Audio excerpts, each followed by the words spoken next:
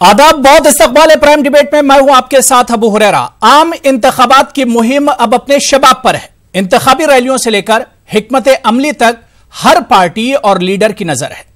वजीर आजम नरेंद्र मोदी ने आज से लोकसभा इंतखाबात के लिए कमर कस ली है। वजीर आजम नरेंद्र मोदी ने अपनी इंतखाबी मुहिम की शुरुआत मेरठ से की है। इस रैली में वजीर आजम ने जमकर कांग्रेस समेत पूरे अपोजिशन पर तीखा हमला बोला।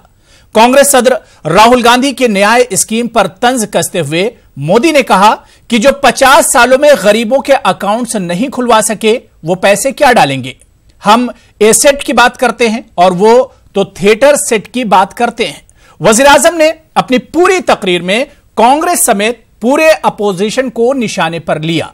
जाहिर है कि एक बार फिर बीजेपी और पूरा एनडीए कुंभा नरेंद्र मोदी के चेहरे पर ही चुनावी मैदान में है। ऐसे में सवाल यही उठता है कि क्या अभी भी 2014 की तरह मोदी का जादू बरकरार है? क्या आवाम एक बार फिर मोदी लहर पर भरोसा करेंगे? और सबसे बड़ा सवाल यह कि 2019 में क्या मोदी लहर एनडीए और बीजेपी की नैया पार लगाएगी? इसी पर हम चर्चा करेंगे और इसी इशू को समझने की कोशिश करेंगे। लेकिन सबसे पहले यह रिपोर्ट देखिए। मैं भी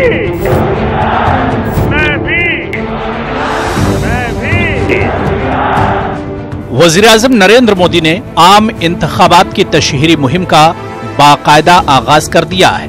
वजीर आजम ने मेरठ से अपनी मुहिम की शुरुआत की।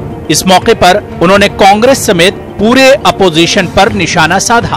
पीएम मोदी ने कहा कि हिंदुस्तान से गुर्बत का खात्मा तभी मुमकिन है जब कांग्रेस का मुकम्मल तौर से सफाया हो जाए। मोदी ने कहा कि गरीबों ने कांग्रेस से निजात हासिल करने का फैसला कर लिया है। उन्होंने कहा कि किसानों के साथ धोखाधड़ी की कांग्रेस की एक लंबी और कदीम तारीख है। कांग्रेस ही मरकज में चौधरी चरण सिंह की हुकूमत गिराने की जिम्मेदार थी। वजीर आजम ने कहा कि कांग्रेस इब्तिदा से ही गरीबी के खात्मे का नारा देती रही है। ये सारे महामिलावटी लोग आज कौन पाकिस्तान में ज्यादा पॉपुलर होगा, कौन पाकिस्तान में हीरो बनेगा, इसकी स्पर्धा में लग गए हैं। वहां की मीडिया में छाए हुए हैं। उनके नाम की पाकिस्तान में तालियां बज रही है। भाइयों बहनों, आप ही बताइए, देश को हिंदुस्तान के हीरो चाहिए या पाकिस्तान के? उधर वजीर आजम के बयान से तिलमिलाई कांग्रेस पार्टी ने मोदी की तकरीर में की गई तनकीदों का सिलसिलेवार जवाब दिया और कांग्रेस की न्याय स्कीम पर वजीर आजम नरेंद्र मोदी के बयान को गरीबों से मजाक करार दिया। प्रपंच मंत्री ज्यादा हैं, प्रधानमंत्री कम हैं।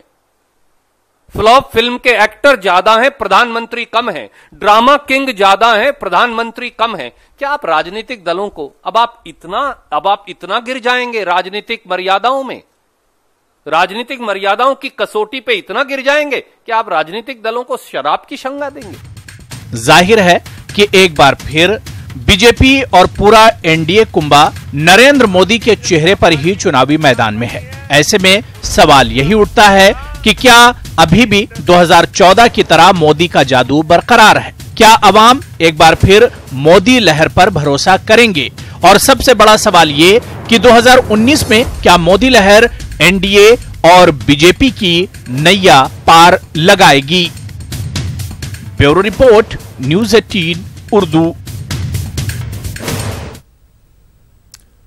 तो वजीर आजम नरेंद्र मोदी ने कमर कस ली है और यहां पर बड़ा सवाल यह उठ रहा है कि क्या 2014 दोहरा पाएंगे पीएम मोदी? जो लहर 2014 में मोदी की शक्ल में सामने आई थी और एक बम्पर जीत एक तरह से बीजेपी और एनडीए को हासिल हुई थी, क्या वही लहर 2019 में भी बरकरार है? क्या मोदी लहर के सहारे ही बीजेपी और एनडीए की नैया पार लगेगी? इन्हीं तमाम इश्यूज को हम समझने की कोशिश करेंगे। मेरे साथ कुछ मेहमान जुड़े हुए हैं। बहुत जल्दी अपने मेहमानों का आपसे तारुफ करा देता हूं। मेरे साथ पंखुड़ी पाठक जो कि स्पोक्स पर्सन है कांग्रेस की, मेरे साथ जुड़ी हुई हैं। प्रिया शर्मा जी लीडर हैं बीजेपी की, मेरे साथ जुड़ी हुई हैं। अफजल अब्बास साहब लीडर हैं जेडीयू के। इनके अलावा सोनिया दोहन स्पोक्सपर्सन है एनसीपी की, मेरे साथ जुड़ी हुई हैं डॉक्टर अजीज खान साहब, स्पोक्सपर्सन है समाजवादी पार्टी के, मेरे साथ जुड़े हुए, और कुछ देर में सीनियर जर्नलिस्ट भी हमारे साथ जुड़ जाएंगे। अपने तमाम पैनलिस्ट, तमाम मेहमानों का बहुत इस्तकबाल, वेलकम करते हैं। सबसे पहले मैं पंखुड़ी पाठक जी आपसे ही शुरुआत करना चाहूंगा कि क्या लगता है कि आज जिस तरह से मोदी जी ने शुरुआत की, अपना कैंपेन एक तरह से चुनाव का शुरू किया है, और सबसे ज्यादा जो उनका फोकस था वो अपोजिशन पर और खासतौर से कांग्रेस पर, कांग्रेस को सबसे ज्यादा उन्होंने निशाना बनाया। देखिए, 5 साल की सरकार में जब कुछ दिखाने को बताने को नहीं होगा तो विपक्ष की बात करेंगे और क्या बात करेंगे, वही सब बातें, विपक्ष, कसाब, शराब, कब्रिस्तान, शमशान, ये उनकी पुरानी भाषा शैली है, इस तरह की बातें करते रहते हैं क्योंकि मुद्दे नहीं है। अब देखिए, यहीं से मेरठ से ही उन्होंने अपना पिछला चुनाव प्रचार शुरू किया था और हम सोच रहे थे कि 5 साल हो गए, शायद मोदी जी आ जाकर ये घोषणा करे कि अच्छे दिन आ चुके हैं, बुलेट ट्रेन इस यहां से वहां चल रही है, या 100 जो स्मार्ट सिटी बननी थी उनमें से मेरठ भी स्मार्ट सिटी बन चुका है, या जो किसानों का जो बकाया, क्योंकि उन्होंने 2017 में भी इसी मेरठ में ये वादा किया था कि गन्ना किसानों का बकाया 14 दिन का समय दिया था, आज भी 10,000 करोड़ बकाया उत्तर प्रदेश के जो गन्ना किसान है उनका रहता है। तो हमें लगा था कोई अपनी उपलब्धि शायद बताएंगे, लेकिन वो सिर्फ वही जो उनका एक रहता है विपक्ष के बारे में बात करना, नए नए नाम बनाना, उन्होंने नोटबंदी गिनाई, उन्होंने जीएसटी गिनाई, उन्होंने उज्ज्वला स्कीम गिनाई, जो काम किया है उसकी तो तारीफ मेरे ख्याल से होनी चाहिए। देखिए, आधी अधूरी बातें मोदी जी बताते हैं। मुझे आज जनधन की बात कर रहे थे कि जनधन अकाउंट हमने खोला, लेकिन ये नहीं बताया कि 50% जो जनधन अकाउंट है वो ठप पड़े हैं, और ये मैं नहीं कह रही, है वर्ल्ड बैंक की रिपोर्ट बताती है। उज्ज्वला योजना की बात बताई, लेकिन ये नहीं बताया कि अब जो लोग जो पहले सिलेंडर इस्तेमाल कर रहे थे अब वो वापस चूल्हे पे आ गए हैं, वो वापस लकड़ी पे आ गए हैं। तो आधी अधूरी बातें बताने की उनको आदत है और वही चीज वो कर रहे हैं, जनता को गुमराह करने की कोशिश कर रहे हैं। और अगर कोई उपलब्धि होती तो मुझे लगता है इतना लंबा भाषण विपक्ष पे ना देना पड़ता। बार बार उन्होंने जितनी बार हिंदुस्तान नहीं बोला उतनी बार तो पाकिस्तान बोल दिया, ऐसा लग रहा था कि हिंदुस्तान का नहीं पाकिस्तान का चुनाव है। और मतलब जिस तरह की वो बातें कर रहे थे, मुझे लगता है कि अगर कोई भी सफलता उनकी होती, और नोटबंदी की अगर बात करें, यही मोदी जी हैं जिन्होंने बड़ा ताली बजा बजा के खुश होके जो लोग नोटबंदी के दौरान मारे गए उनका मजाक उड़ाया था, कहा था कि किसी की शादी टूट गई, किसी का इलाज नहीं हो पाया, ताली बजा बजा के बड़ी ही बेशर्मी से उन गरीब लोगों का मजाक उड़ाया था जो कि लाइनों में लग के मर गए, जिनके घर में शादियां टूट गई, जिनके बच्चों का अस्पताल में इलाज नहीं हो पाया। बहुत ही बेरहमी से उनका मजाक उड़ाया गया। प्रिया शर्मा जी, जनता को आज याद, प्रिया शर्मा जी, जिस तरह से कांग्रेस बार बार कह रही कि अगर 5 सालों में कुछ किया गया होता तो शायद अपोजिशन या कांग्रेस पर आज पीएम हमले नहीं कर रहे होते, बल्कि उन्होंने जो काम किया होता उसे गिना रहे होते।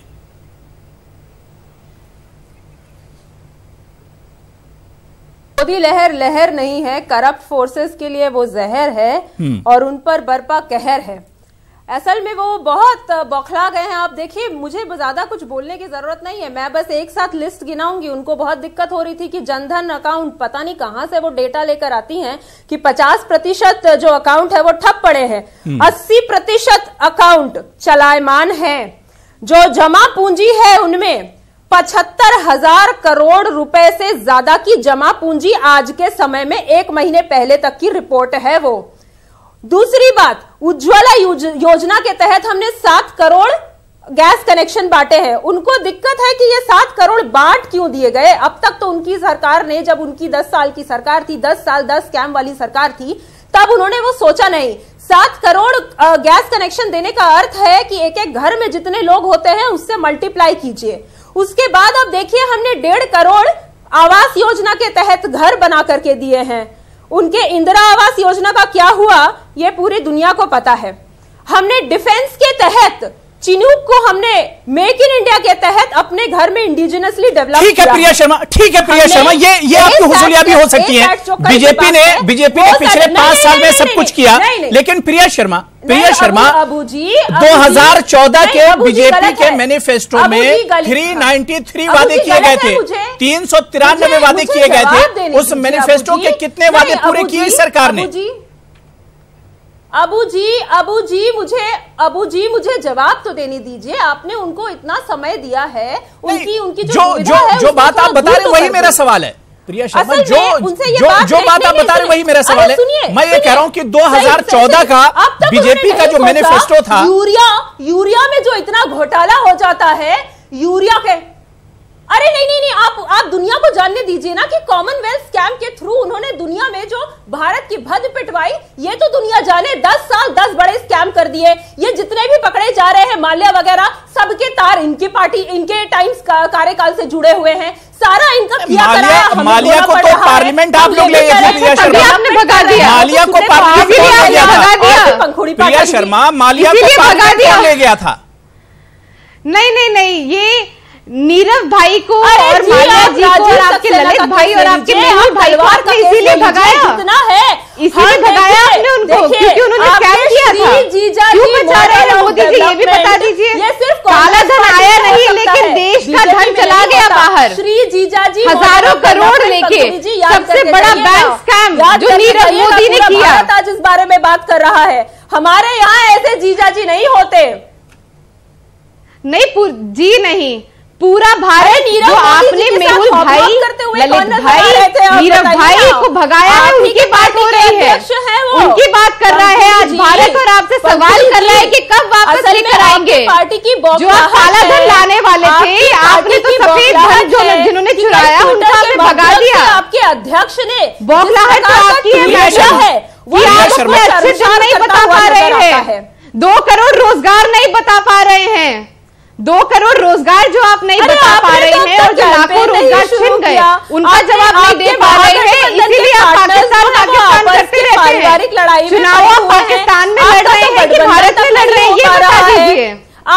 ये बता दीजिए। करते हैं। अरे आपके जो डोवाल जी हैं, उनके बेटे का पार्टनर पाकिस्तानी है। अरे प्रधानमंत्री डोवाल का पार्टनर पाकिस्तानी है कि नहीं है? क्यों आप लोग पाकिस्तान के साथ बिजनेस कर रहे हैं? वो नहीं कर, क्यों आप लोग पाकिस्तान के साथ बिजनेस कर रहे हैं? अरे पाकिस्तान की बात ना करिए। आज पाकिस्तान में आपके बड़े मैंने बहुत टाइम दे दिया प्रिया शर्मा, मैंने आपको बहुत टाइम दे दिया। मेरे साथ अहमद जावेद जो कि सीनियर जर्नलिस्ट हैं वो भी जुड़ गए हैं। अहमद जावेद साहब, आपका भी बहुत इस्तकबाल, वेलकम करते हैं। अहमद जावेद साहब, मैं आपसे ही सवाल ले लेता हूं कि आज पीएम मोदी जी ने अपनी इंतखाबी मुहिम यानी जो चुनावी कैंपेन है उसकी शुरुआत मेरठ से की है। बात 2014 से अगर हम लोग जावेद साहब करें, 2014 में जो मोदी लहर थी, क्या 2019 में भी वही लहर आपको नजर आती है या इसमें कुछ फर्क आया है? आपका तजुर्बा क्या कुछ कहता है? नहीं, वो हमारा मुशाहिदा ये कहता है कि जो 2014 में लहर थी वो लहर अब हरगिज नहीं है। ये लेकिन इसका मतलब ये भी नहीं है कि बीजेपी का जनाधार बहुत घट गया है या मोदी जी बहुत नामकबूल हो गए हैं। ऐसा भी नहीं है। वो अभी भी मजबूती से अपने वोट बैंक पर, अपने जनाधार पर काबिज हैं, लेकिन उनकी मकबूलियत में काफ़ी कमी आई है। 2014 में उनके लिए देश के नौजवानों में और हर तबके के कुछ न कुछ लोगों में उनके लिए कुछ उम्मीदें थी। गुजरात मॉडल लोगों को लगता था कि वो पूरे मुल्क में तरक्की लेके आएगा, लेकिन ऐसा नहीं हुआ। इसलिए उम्मीदों के खिलाफ गया, तवक्कुआत लोगों की टूटी, लिहाजा वो लहर तो है नहीं। हाँ, ये है कि उनके पार्टी के कैडर, उनका जनाधार उनके साथ हैं। नहीं, 2014 की तरह अहमद साहब, अहमद जावेद साहब, 2014 की तरह 2019 में भी देखें तो एनडीए या बीजेपी सब पीएम मोदी के चेहरे के ही सामने है। सिर्फ एक ही चेहरा नजर आ रहा है, मोदी। हाँ, वो लेकिन अब असल मुकाबला 2014 के मोदी का 2019 के मोदी से। मैं ये कह रहा हूं कि असल मुकाबला 2014 के 2019 के मोदी से है। असल मुकाबला यही है।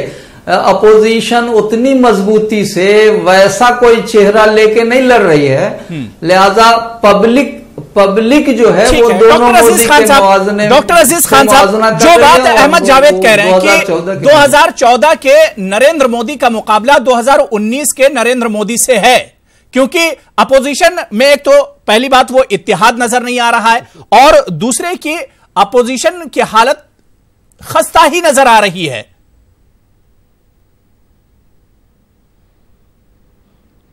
देखिए अबू भाई, बहुत अच्छा सवाल है कि नरेंद्र मोदी बनाम नरेंद्र मोदी चुनाव है।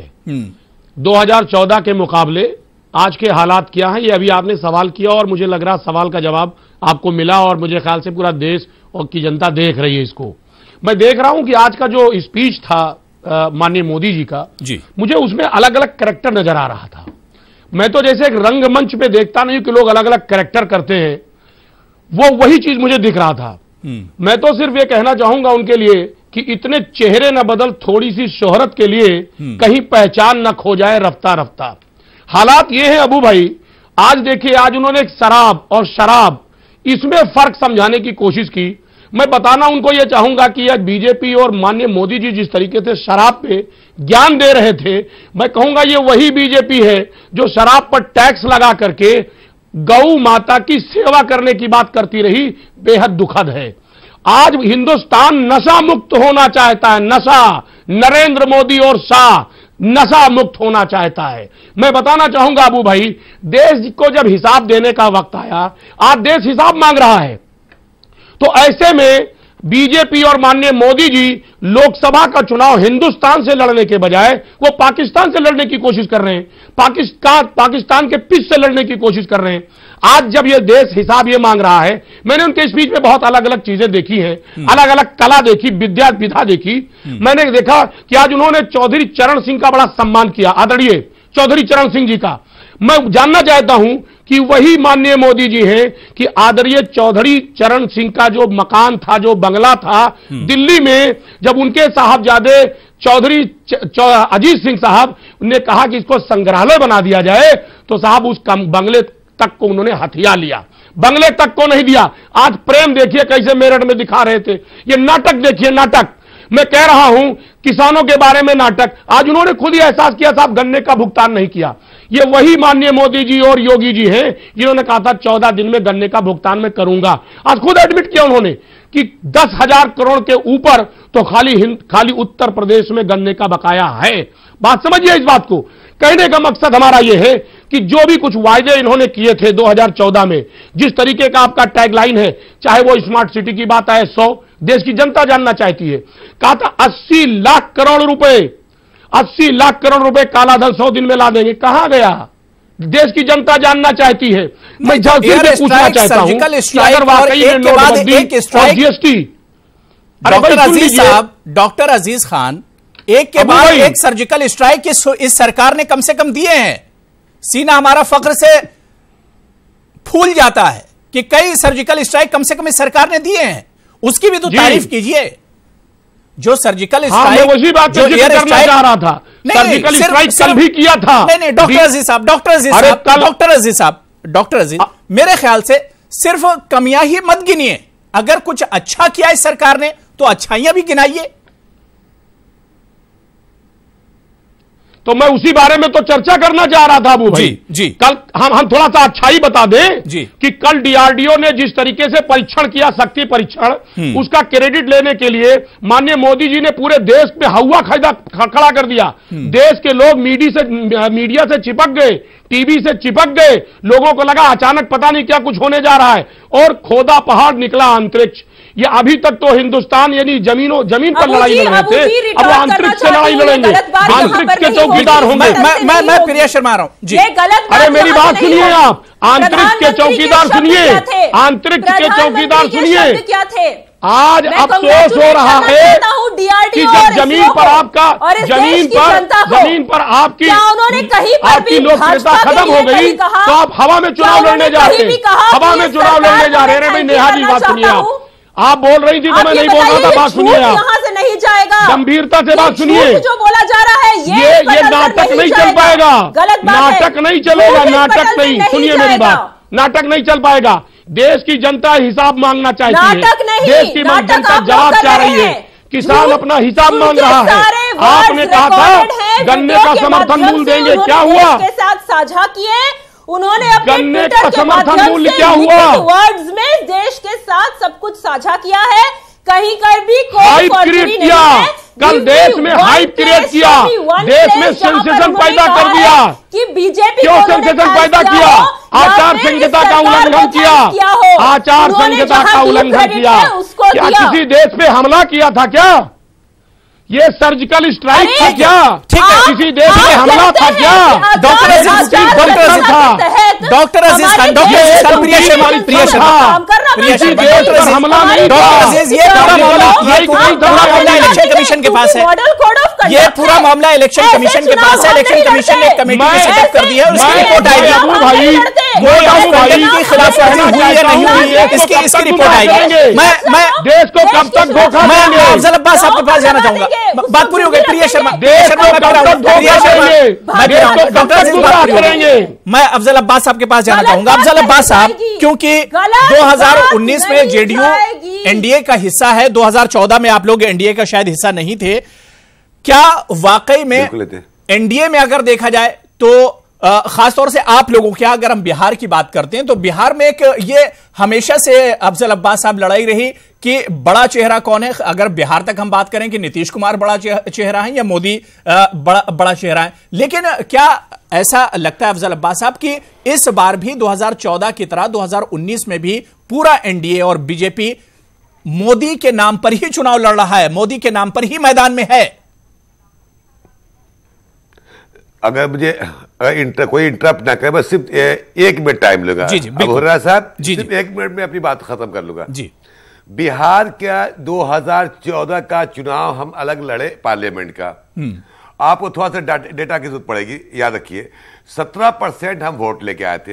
हम एनडीए में नहीं थे, अकेले थे। कांग्रेस और आरजेडी अलग लड़ी थी। अब बीजेपी और उनकी जो एनडीए, रामविलास पासवान, उपेंद्र कुशवाहा मिलकर लड़े, जिसमें 32 सीट आया। आज मेरे साथ उपेंद्र कुशवाहा नहीं है, जिनका 2 से 2.5% वोट आया था। हम 17% जनता दल यूनाइटेड का अकेले लड़ने के बाद आज साथ जुड़ा हुआ है। मैं समझता हूं कि बिहार में लोकप्रिय मुख्यमंत्री पार्टी के राष्ट्रीय अध्यक्ष नीतीश कुमार जी, नो डाउट हम चुनाव लड़ रहे हैं नरेंद्र मोदी जी के नाम पे, लेकिन बिहार में अगर कोई आज मजबूती के साथ कोई नेता बड़ा है तो नीतीश कुमार से कोई इनकार नहीं कर सकता। आज खुद ही गिरिराज सिंह ने भी अपना बयान दिया कि नीतीश कुमार बिहार के बड़े कद्दावर नेता हैं। तो मेरा यह मानना है कि जो वोट जो 17% ऐड हो रहा है, ये 32 सीटें जो आई थी बिहार में, उससे अच्छा परिणाम और देखने को मिलेगा। मैं इतना मैं कहना चाहता हूं। और रहा सवाल मोदी जी की बात, मोदी जी की पॉपुलरिटी कम नहीं हुई है। विपक्ष जहां तक बात करें, जहां के यूपीए की बात करें, आज तक ये लोग तो बिहार में सीटों का बंटवारा बिहार छोड़ के मोदी जी नीतीश कुमार के मुकाबले में मोदी जी ज्यादा फेमस हैं। बिहार छोड़ के आपके कहने का मतलब यह है अफजल अब्बास साहब? छोड़े, बिहार में जी, मैं बिहार की बात कर रहा हूं। बिहार में आज भी नीतीश कुमार मकबूल है। मैं ये कहा हम केंद्र, जाहिर सी बात है हम रीजनल पार्टी है, मैं 17 सीट हमारे पास है, 17 सीट पे हम लड़ रहे हैं। बीजेपी बड़ी पार्टी है, इतनी तो तारीफ करनी होगी अफजल अब्बास साहब की, कहीं हो ना हो, लेकिन बिहार में आपने बीजेपी को जरूर झुका दिया। बीजेपी और जेडीयू बराबर का मामला है बिहार में। नहीं, आप जिस एंगल से आप देखिए वो अलग बात है, लेकिन आप पहले देखिए हम तो 25 सीट पे लड़े थे जब साथ थे, जब एनडीए था वाजपेयी जी के साथ जब थे हम लोग, उस वक्त हम 25 सीट पे जेडीयू लड़ी थी, 15 सीट पे भारतीय जनता पार्टी लड़ी थी। ये घटाने बढ़ाने की नहीं बात है। हमारा दिल बड़ा है, उनका दिल बड़ा है, उनको लगा कि वो सीट देना चाहिए, एडजस्टमेंट होगा। यही तो गठबंधन की पहचान होती है। किसके नाम पर चुनाव है? नीतीश कुमार के नाम पर या मोदी के नाम पर? आज तक किसके नाम पर आप चुनाव में हैं? लहर किसकी है आपके नजदीक, मोदी या नीतीश कुमार? भाई देखिए, मैंने कहा केंद्र में देश के प्रधानमंत्री नरेंद्र मोदी बनेंगे और बिहार में नीतीश कुमार नेता हैं। जेडीयू के नेता, राष्ट्रीय नेता नीतीश कुमार जी हैं। तो मैं अपनी पार्टी की बात कर रहा हूं, लेकिन गठबंधन है, एनडीए इंटैक्ट है, और रामविलास पासवान की एलजेपी और जेडीयू और बीजेपी तीनों मिलकर मजबूती से बिहार में लड़ रहे हैं। इसका परिणाम सामने आपको आएगा 23 तारीख को, फिर आप याद करेंगे। ठीक है, 32 सीट था ना। सोनिया दुहन जी, बहुत देर से आप इंतजार कर रही हैं। सोनिया जी, शरद पवार जी ने बहुत पहले कहा था कि उन्होंने एक भविष्यवाणी की थी कि 2019 में मोदी जीतकर नहीं आएंगे, और अब जब चुनाव का माहौल चल रहा है, क्या कुछ रिएक्शन है एनसीपी का? जी, पहले तो मैं सबसे पहले मैं आज की रैली पे जाना चाहूंगी जो शायद मोदी जी ने शुरू करी है, विकास संकल्प रैली, मतलब विजय संकल्प रैली। तो मैं 2014 पे जाना चाहती हूँ। 2014 में भी इन्होंने बड़े संकल्प लिए थे, जो घोषणा पत्र इन्होंने जारी किया था 2014 में। इन्होंने वादे किए थे, मैं कुछ मतलब याद कराना चाहूंगी उनमें से कुछ विशेष वादे जो हैं, 1-8-10। रोजगार, किसान मुद्दा, जीएसटी पे या इन्होंने एक टैक्स में देश को बांधने की बात कही थी, महिला सुरक्षा की बात इन्होंने करी थी, महंगाई दर को कम करने की बात इन्होंने कही थी, आदर्श ग्राम योजना इन्होंने एक चलाई थी या बनाने की कुछ करी थी, जिसमें सब एमपीज ने या सब इनके कुछ नेताओं ने एक एक गांव को गोद लिया था। उसके बाद 100 स्मार्ट सिटीज बनाने की बात करी थी, राम मंदिर की बात करी थी, गौ माता को बचाने की बात करी थी। उसके अलावा हम गंगा की सफाई के लिए बात करी थी और काले धन को देश में वापस लाने की बात करी थी। ये सारे कुछ मुद्दे थे जो इन्होंने घोषणा पत्र में संकल्प लिया था। यस। अब मैं आज की रैली पे आना चाहूंगी। आज ये किस चीज का संकल्प ले रहे हैं? जब 1 साल पहले ये बोला था कि हमें 60 साल नहीं 60 महीने दीजिए, हमने आपको 60 महीने दिए। तो आज आपका तो मेरे ख्याल से रैली का नाम होना चाहिए था कि रिजल्ट रैली, 5 साल के 60 महीनों का रिजल्ट रैली आज होना चाहिए था। आप आज नया, मैडम प्रिया जी प्लीज सुनिए, आपको बहुत टाइम मिला है, आप मुझे सुनिए अभी। बड़ी पार्टी देखिए क्या है, यहाँ लड़ने हम नहीं आए हैं, हम एक अपना पक्ष रखने आए हैं, मुझे अपना पक्ष रखने दीजिए। तो आज हमें इस चीज का रिजल्ट हम सुनना चाह रहे थे, ना कि हम यहाँ पे एक एक्टर और एक अभिनेता देखना चाह रहे थे। हम अपने देश के प्रधानमंत्री माननीय मोदी जी को सुन रहे थे और हम एक्सपेक्ट कर रहे थे कि एज अ प्रधानमंत्री वो हमें कुछ अच्छा सुनाएंगे या अपने रिजल्ट्स को गिनवाएंगे। अब मैं थोड़ी सी उन चीजों पे आना चाहूंगी। रोजगार के नाम पे इन्होंने हमें बोला था कि 2 करोड़ रोजगार हर साल देंगे। तो मुझे लगता है 2 करोड़ रोजगार तो नहीं दे पाए, लेकिन यस, रोजगार के नाम पे इन्होंने 2014 में पहले तो हमें चाय बनाना सिखाया, उसे एक रोजगार बताया। उसके बाद उन्होंने बोला कि पकोड़े बनाना भी एक रोजगार है। तो सारे इंजीनियर्स और जो सारे लोग जिन्हें रोजगार नहीं मिल पाया, इस पर सवाल जरूर उठता है कि जो 2014 में वादे किए गए थे, आखिर वो कितने पूरे हुए? वो वादे कितने वफा हुए? सुनिए, मुझे कमर्शियल ब्रेक पर जाना है। ब्रेक के बाद इसी इशू पर लौट कर आएंगे कि क्या अपने वादों पर वजीर आजम मोदी खरे उतरे। और सवाल यह भी उठता है कि 2014 में जो वादे किए गए थे, क्या मोदी जी की सरकार ने वो वादे पूरे किए इन पिछले 5 सालों में? इसी पर लगातार हम बात कर रहे हैं। कुछ खास मेहमान मेरे साथ जुड़े हुए हैं। प्रिया शर्मा जी, ब्रेक के बाद आपसे ही शुरुआत करना चाहूंगा। ब्रेक पर जाने से पहले सोनिया दुहन ने कई इश्यूज उठाए थे। उन्होंने कहा कि अपोजिशन पर अटैक करने का मतलब यही है कि सरकार ने पिछले 5 सालों में कुछ किया नहीं। अगर कुछ किया होता तो आज पीएम मोदी की जो स्पीचेस हैं उसमें शायद वो अपना काम गिना रहे होते, ना कि अपोजिशन को कोसना।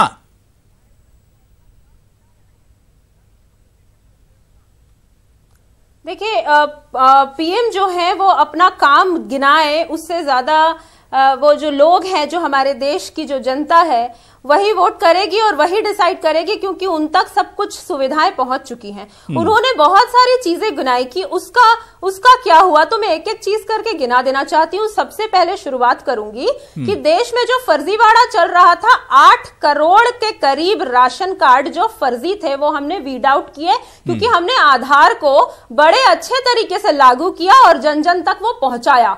8 करोड़ का मतलब आप समझते हैं कि एक रुपया भी अगर पास करती है, ये मान लेते हैं हम, वैसे तो बहुत ज्यादा रुपए होते हैं, हजारों में होते हैं जो डीबीटी के माध्यम से गवर्नमेंट ट्रांसफर करती है, मगर सिर्फ 1 रुपया भी मान के चलते हैं तो आप ये सोचिए कि महीने में 8 करोड़ रुपए की तो बचत हो ही रही है। लेकिन मैंने जैसा कि कहा, जो बचा वो तो नीरव मोदी और मालिया जैसे भगौड़े लेकर भाग गए।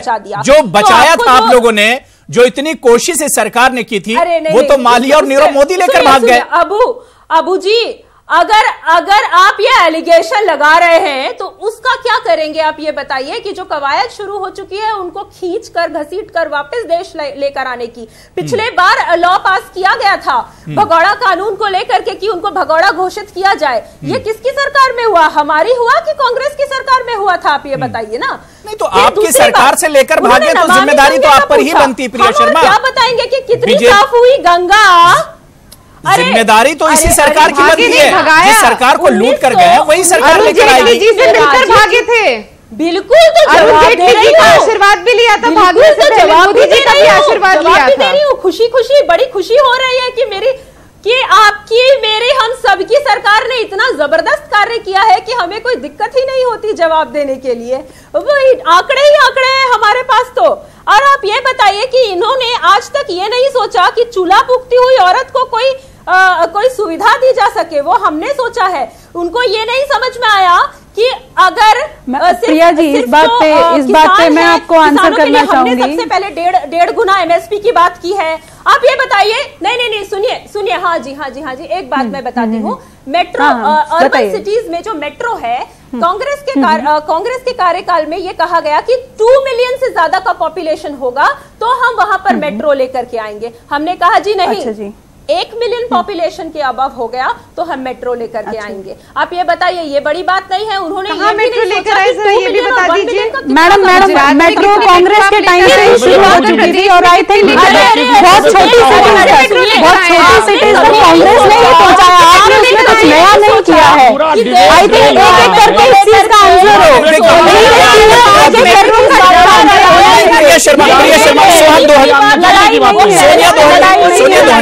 पंखुड़ी पाठक जी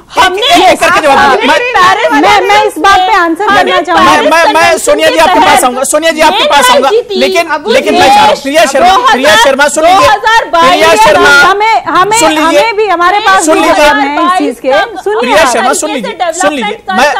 मैं टाइम दे रहा हूँ। डेवलपमेंट की हम बात करेंगे। प्रिया शर्मा सोनिया जी सुन लीजिए। डेवलपमेंट करना नहीं होता है। नहीं मैं ये चाह रहा हूँ कि एक करके बात कीजिए, एक करके अपनी बात रखिए। सोनिया जी पंखुड़ी जी मेरी आंकड़ों से डर लगता है। पंखुड़ी जी और आंकड़े आपके मोदी जी खुद भाषण में बोलते हैं कि जॉब्स के आंकड़े ही नहीं है। कौन से आंकड़ों के बारे में आप बात कर रही हैं? मोदी माननीय प्रधानमंत्री जी अपने भाषण में खुद बोलते हैं उनके पास कोई आंकड़े नहीं है, ऑफिशियल आंकड़े नहीं है। दो अफसर इस्तीफा दे देते हैं। जॉब डेटा का आज तक आंकड़ा नहीं निकाला, बताना नहीं। दो अफसर इस्तीफा दे देते हैं क्योंकि सही आंकड़े आप बाहर ही नहीं करने दे रहे हैं और आप आंकड़ों की बात कर रही हैं। आपके मुंह से आंकड़ों की बात अच्छी नहीं लगती है पंखुड़ी जी। ना सोनिया जी ऐसा है, सॉरी प्रिया जी, अरे आप आंकड़े नहीं मानती तो ये थोड़ी ना है कि दुनिया भी IMF वर्ल्ड नहीं हम मानते हैं। हम तो बार प्रिया जी हम तो बार उस चीज पे रिक्वेस्ट करते हैं आंकड़े तो दीजिए, लेकिन आपकी गवर्नमेंट बोलती है कि आंकड़े ही नहीं है। CII के 5 दिन पहले की रिपोर्ट है जिसमें CII कह रहा है। आप मोदी जी का माननीय मोदी जी का भाषण भी सुनिए जिसमें वो बोल रहे हैं कि उनके पास आंकड़े ही नहीं है। भारत अभी 2022 तक दुनिया के 5 बड़ी इकोनॉमीज में शुमार हो जाएगा। मैडम कैसे होगा? 2021 में हम सबसे युवा नेशन होंगे और हमारे पास आज हम उस बेरोजगारी की जगह पे खड़े हैं। 45 साल में सबसे बड़ी बेरोजगारी पे खड़े हैं। ठीक है, मैं अफजल अब्बास साहब आपके पास आना चाहूंगा। अफजल अब्बास साहब, प्रिया शर्मा मैंने बहुत टाइम दे दिया। प्रिया शर्मा मैंने आपको बहुत टाइम दे दिया। बस अब सरकार ने दिया। प्रिया शर्मा आप सुन लीजिए। पहले नहीं प्रिया शर्मा आप सुन लीजिए। मैं पंखुड़ी पाठक आपके पास आ रहा हूँ। पंखुड़ी जी मैं आ रहा हूँ। सोनिया जी मैं आपके पास भी आ रहा हूँ। ना बिजली थी, ना पानी थी, ना शिक्षा था। पंखुड़ी पाठक जी सुन लीजिए। मैं आपके पास आ रहा हूँ, आपको टाइम दे रहा हूँ, आपको रिएक्शन का टाइम दिया जाएगा। पंखुड़ी पाठक सुन लीजिए। बिजली तो थी नहीं। 18 प्रिया शर्मा भाई ऑडियो डाउन कर दीजिए। प्रिया शर्मा सुन नहीं रही है शायद। मैं अफजल अब्बास साहब आपके पास आना चाहूंगा। अफजल अब्बास साहब मैं आपके पास आना चाहूंगा। अफजल अब्बास साहब क्योंकि इस बार आप अलायंस में हैं, एनडीए का आप हिस्सा हैं। 2014 से 2019 के मतलब इन 5 सालों में अगर इस पिछली सरकार का मतलब जो मौजूदा सरकार थी इसके काम के या रिजल्ट कार्ड की अगर हम बात करें तो आप लोग इसे कैसे देखते हैं? कितना कामयाब देखते हैं इस सरकार को? कितने वादे पूरे किए इस सरकार ने? देखिए कितने वादे पूरे किए ये अलग सब्जेक्ट है, लेकिन कितने काम किए ये भी देखना पड़ेगा आपको। जैसे कांग्रेस की प्रवक्ता है, बीजेपी की जो लीडर प्रवक्ता पूरी बात बता, आयुष्मान की बात हुई, उज्ज्वला योजना की, जनधन की बात हुई, आप सड़कों की देख लीजिए, बिजली की समस्या दूर हुई। तो ऐसा नहीं है कि बहुत सारे काम हुए हैं। ठीक है, आप जो उनके मैनिफेस्टो की बात कर रहे हैं, मैनिफेस्टो में कुछ काम हुए कुछ नहीं हुए। आप रोजगार की बात करेंगे, काला धन वापस लाने की बात करें, इसकी तरफ आपका इशारा होगा। लेकिन देश कितना मजबूत हुआ और देश एक मजबूत पीएम दिया है और इसमें हम लोगों को गर्व है। आज पाकिस्तान पे चढ़ के हमला करना, बदला लेना, ये देश के एक मजबूत प्रधानमंत्री की क्षमता का, मजबूत प्रधानमंत्री के विल को बताता है। तो मैं समझता हूं कि बहुत सारे काम हुए, कुछ काम नहीं हुए जो मैनिफेस्टो में, इसे ऑन एयर आपको एक्सेप्ट करने मुझे इतराज नहीं है। लेकिन आप सीधे साधे आप कहें कि कुछ भी नहीं हुआ है, ये मतलब नाइंसाफी होगी इस गवर्नमेंट के लिए। बिल्कुल। डॉक्टर अजीज खान साहब, जिस तरह से अफजल अब्बास साहब कह रहे हैं कि ऐसा नहीं कि कुछ नहीं हुआ है, काम तो हुआ है, लेकिन जितना काम होना चाहिए था। देखिए जितनी सड़कें बनी इस सरकार में, आप सड़कें देखिए, एनएच जितनी सड़कें देखिए आप जो हाईवे की बनी हुई है, देखिए अबू भाई हर स्टेट में बहुत डेवलपमेंट हुआ। जी जी ठीक है डॉक्टर अजीज। बिजली की समस्या मैं बता रहा गांव में, बिहार में बता रहे नीतीश कुमार के रिजीम में केंद्र की सहायता की, केंद्र की भी सहायता उसमें आज गांव में 18 घंटा 20 घंटा बात हो गई आपकी। अफजल साहब डॉक्टर अजीज मौका दे जी। देखिए अबू भाई, अभी मैं अफजल भाई को भी सुन रहा था और प्रिया जी की लड़ाई भी सुन रहा था मैं, जिस तरीके से वो लड़ रही थी, जैसे घर नहीं होता है, घर में लड़ाई होती है आपस में, और जिस तरीके से झूठ की कवायद शुरू थी, मैं कह सकता हूं कि सच सियासत से अदालत तक बहुत मसरूफ है। और झूठ बोलो, झूठ में अब भी मोहब्बत है बहुत। तो ये जो मोहब्बत फैलाई जा रही है, झूठ बोल बोल करके इस देश को गुमराह किया जा रहा है। अरे भाई, देश की जनता हिसाब मांग रही है, आज विपक्ष हिसाब मांग रहा है। अरे अजीज भाई, आप ताली लगा नाटक कर रहे हैं। आप अजीज भाई, एक सेकंड के लिए पार्लियामेंट में आपके नेताजी तारीफ करते हैं, पार्लियामेंट में आपके नेताजी तारीफ करते हैं, दोबारा मुख्यमंत्री प्रधानमंत्री बनने की कामना करते हैं, तो आप क्या बात कर रहे हैं? क्या भाई, आप बयान से चुनाव जीतेंगे, बयान से चुनाव जीतेंगे। तो मोदी जी शरद पवार जी की तारीफ करते हैं, नेता शरद पवार जी की तारीफ करते हैं, बनने की कामना भी की। इसका मतलब क्या है? आप देश को गुमराह देश को हिसाब दीजिए, देश को हिसाब दीजिए भाई, मुझे मौका दीजिए भाई। अबू जी, ये देश को हिसाब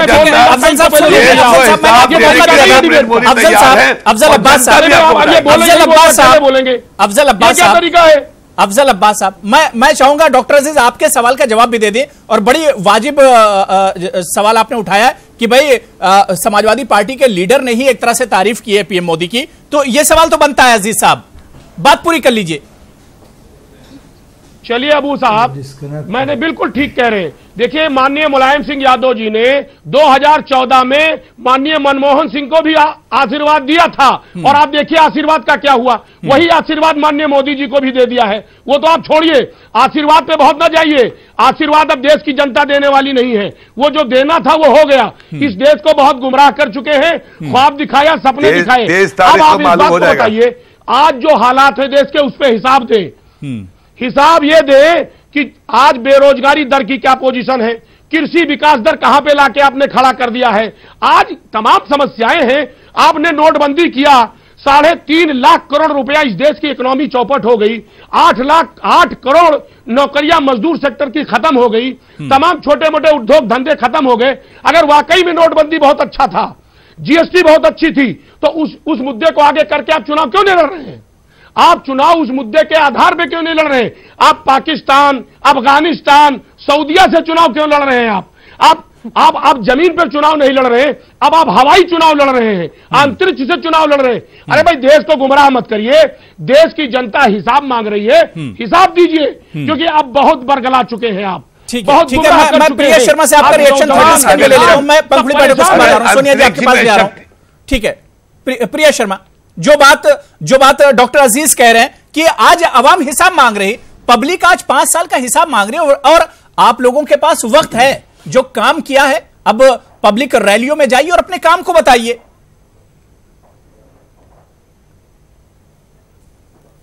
जवाब तो दूंगी, लेकिन मुझे ये लग रहा है कि अजीत साहब ने जैसे पर्सनल होके कहा कि लड़ रही थी, उनको डेटा बताने से उनको लगता है कि लड़ाई करी जा रही है, तो शायद अभी भी वही एलिगेशन लगाएंगे। पर ठीक है, कोई बात नहीं है, मैं तो बाकी लोगों से बात कर रही हूँ। अरे डेटा करेक्ट नहीं था, उन्होंने बोला कि हवाई घर का बनाया हुआ डेटा था। हवाई लड़ाई नहीं लड़ रहे हैं, लेकिन अगर हम पर कोई अटैक करेगा ना जी, तो हम पहले वाली सरकार नहीं है कि सूट बार बार नए नए बदलते हुए जब देश में हमला हो गया तो हम सूट बूट में वहां बार बार सूट बदलते हुए कैमरे के सामने खड़े होकर वक्तव्य दे रहे हैं। हम वो सरकार नहीं है, हम वो सरकार हैं जो चुपचाप रह के बालाकोट वो तो मैं मान रहा हूँ, आप सूट बूट और लूट की सरकार है, कोई हवाई सरकार नहीं है, लूट की सरकार है, तो मैं जान ही रहा हूँ। बिल्कुल अच्छी बात है, बहुत अच्छी बात है। आपने कहा कि लूट भी शामिल है उसमें, ये भी तो बोलिए ना आप।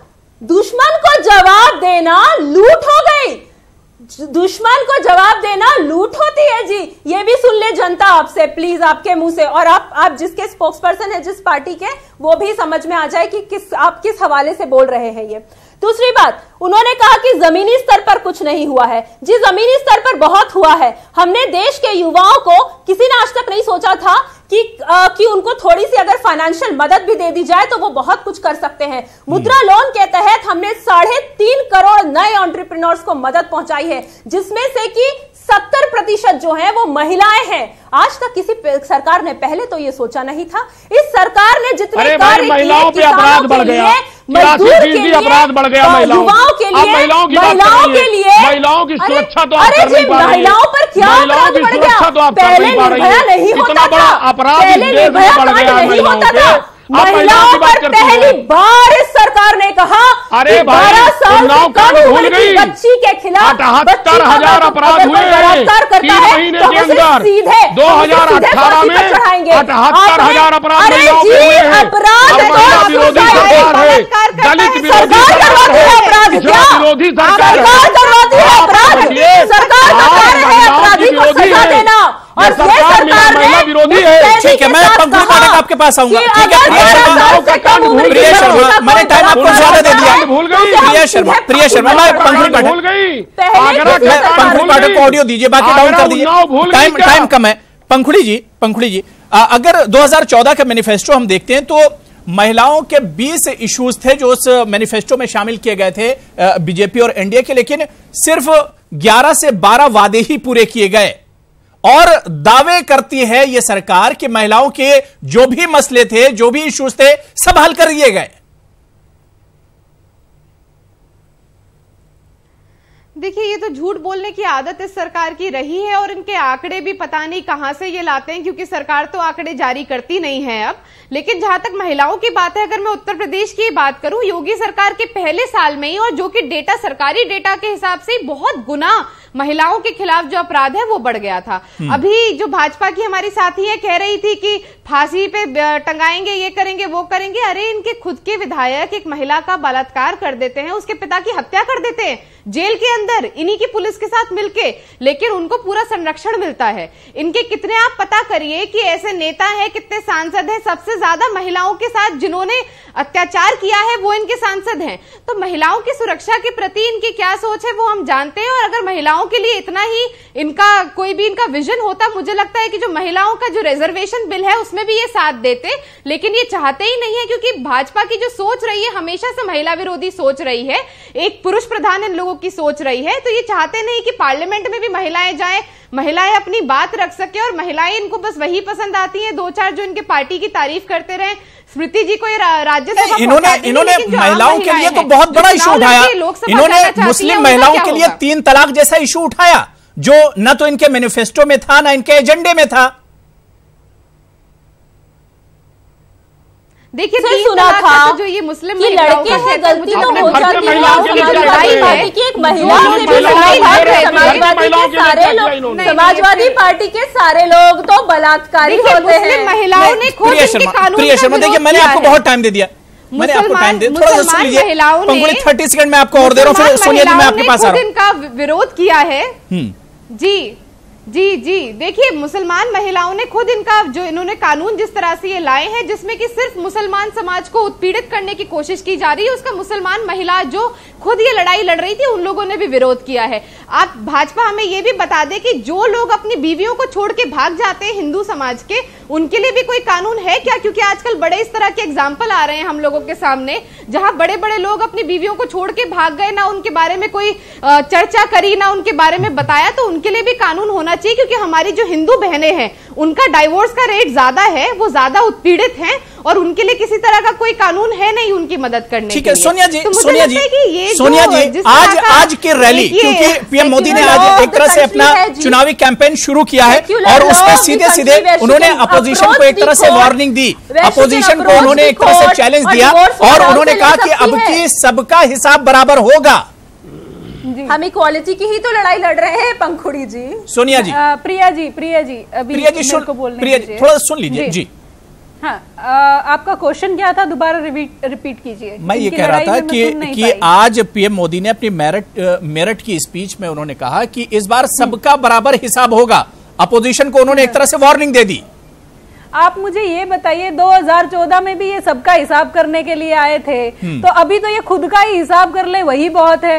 अपना ही जवाब दे दे इन्होंने किया क्या क्या है, हमारा हिसाब तो फिर करेंगे ये। उसके बाद हमारे सहयोगी जेडीयू से जो आए हैं वो खुद ही इनके गठबंधन में चुनाव लड़ रहे हैं और इनका खुद ही अपोज कर रहे हैं। मेरे को बोलने की जरूरत या अपोजिशन को बोलने की जरूरत है नहीं। रुकिए, उसके बाद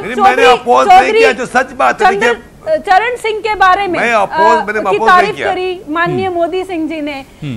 उनकी अगर हम विचारधारा पे किसानों के लिए अगर वो 1% भी काम कर लेते थे, मुझे ऐसा नहीं लगता है कि उन्हें आज अपने काम गिनवाने के लिए जुमलों की जरूरत पड़ती या किसी और चीज की। उनके पास इतनी सारी चीजें, अपनी उपलब्धियां होती बताने के लिए। चौधरी चरण सिंह की तारीफ करके आज आप उनके अजीत सिंह जी को अलग थलग करके सारी चीजें, आज वो हमारे गठबंधन में है तो आज को चरण सिंह जी याद आ गए हैं। कैसे? आपको आज तक पिछले 5 साल में किसान याद नहीं आया है, जिसमें किसान की आत्महत्या बढ़ती जा रही है, किसान को अपना न्यूनतम वैल्यू नहीं मिल रही है। उसमें मैं एक बड़ा छोटी तो बहन जी भी आपको याद आ गई, एक स्टेटमेंट देना चाहूंगी। भारत के वित्त मंत्री माननीय अरुण जेटली जी ने एक स्टेटमेंट दिया था जिसमें उन्होंने किसानों के लिए ये बोला था कि ये हमारी नीति में ही नहीं है कि किसानों की कर्ज माफी करी जाए। तो क्या आपकी नीति में ये भी नहीं है कि उन्हें अपनी फसलों का सही दाम दिया जाए? आपकी नीति में है क्या आत्महत्या को बढ़ाना? ये राहुल गांधी ने कहा था। नहीं जी, मेरे पास टाइम कम है। मैं अहमद जावेद साहब आपके पास आना चाहूंगा।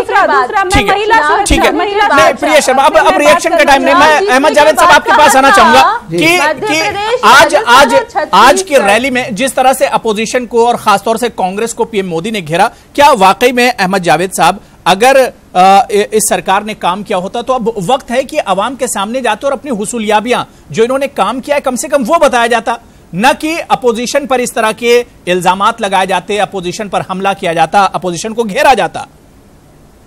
हिसाब देने का वक्त है ये। बिल्कुल सही। ये इन्होंने जब 5 साल पहले इलेक्शन लड़ा था तो उस वक्त इन्होंने 60 महीने का वक्त मांगा था। 60 महीने का वक्त जनता ने दिया। अब जनता को इन्हें 60 महीने का हिसाब देना था, न कि ये अभी भी जैसे लगते हैं कि ओपोजिशन की रोल में है और सत्ता पर हमला कर रहे हैं। तो ये तेवर किसी को पसंद नहीं आएगा और इससे कोई फायदा नहीं होगा, उन्हें नुकसान ही होगा। हो सकता है कि उनके वो वोटर जो बड़े कमिटेड, तो 2014 में भी जावेद साहब तेवर तो यही थे, वो थोड़ा तेवर नहीं बदले। जावेद साहब तेवर नहीं बदले, तेवर यही 2014 में भी थे। पब्लिक को ये चीज पसंद नहीं आ रही, न पचनी जी। हाँ, तेवर वही थे, वो ठीक है। वो जो इस तरह के जो कौम परस्त लोग होते हैं, राष्ट्रवादी, उनका तेवर ऐसा ही होता है। लेकिन वो तेवर ज्यादा दिन तक पब्लिक को नहीं पचेगा, इसलिए कि वो मसाइल उनके हल होंगे, आप कुछ कह रही हैं, तभी पब्लिक भी खुश होगी भाई इनका तेवर ठीक है। और झूठे तेवर, झूठे और वरगलाने वाले तेवर से तो बिल्कुल। सोनिया जी जी, एक हमारे यहाँ एक बड़ी कहावत है, मैं हरियाणा से आती हूँ, हमारे यहाँ बोलते हैं पीछे छोड़ आगे दौड़। तो ये तो पीछे अपना 2014 छोड़ चुके हैं और इन्हें समझ में ही नहीं आ रहा है कि ये अभी भी सत्ता में है और ये आगे दौड़ते चले जा रहे हैं, ना कि हिसाब देने की बजाय ये नए जुमलों पे और काम कर रहे हैं। लेकिन प्रिया शर्मा क्या नहीं लगता है कि पिछले 5 सालों का हिसाब भी देना चाहिए? 10 सेकेंड प्रिया शर्मा, हिसाब बनता है अब 5 सालों का? अबू जी एक बार वापस रिपीट कर दीजिए मुझे। मैं ये कह रहा हूं कि पिछले 5 सालों का कम से कम हिसाब अगर आवाम मांग रही है तो हिसाब देने में कोई तकलीफ, कोई परेशानी नहीं होनी चाहिए। अबू जी ऐसा है कि मुझे नहीं लगता है कि आज तक किसी सरकार से हमने ऐसे सुना था कि वो अपना रिपोर्ट कार्ड देगी। हमने अपनी सरकार के 3 वर्ष पूरे हुए थे तो 3 वर्ष का रिपोर्ट कार्ड हम लेकर के आए थे। मैंने ऐसा कभी पहले नहीं देखा है। पॉलिटिकल साइंस की स्टूडेंट रही हूँ, असिस्टेंट प्रोफेसर भी हूँ, आज तक मैंने कहीं पे भी वृत्तांत ऐसा नहीं पढ़ा, ये पहली बार था। दूसरी बात, आगे बढ़ और पीछे मत देख, ये जो उन्होंने सोनिया जी ने कहा, इनके से बात करती हूँ कि हाँ हमने कार्य कर दिया है और हम पीछे देखने वालों में से नहीं हैं। अब हमें आगे और गोल सेट कर रहे हैं और हमें बिल्कुल जाहिर सी बात है, लेकिन अब आप चुनावी मैदान में जा रहे हैं, अब आपको आवाम के बीच में जाना और पिछले 5 साल का हिसाब तो आपसे मांगा जाएगा और वो हिसाब तो आपको देना पड़ेगा। और बहुत सी लहरें एक तरह से चल रही हैं और जाहिर सी बात है कि चुनावी मौसम है, ऐसे में लहरें चलती रहेंगी। कौन सी लहर कामयाब होगी और कौन सी लहर नाकाम होगी, ये तो आने वाला वक्त बताएगा। बहुत बहुत शुक्रिया पंखुड़ी पाठक जी, प्रिया शर्मा जी, अफजल अब्बास साहब, सोनिया दुहन जी, डॉक्टर अजीज खान और अहमद जावेद, सभी का बहुत बहुत शुक्रिया मेरे साथ जुड़ने के लिए। आदाब।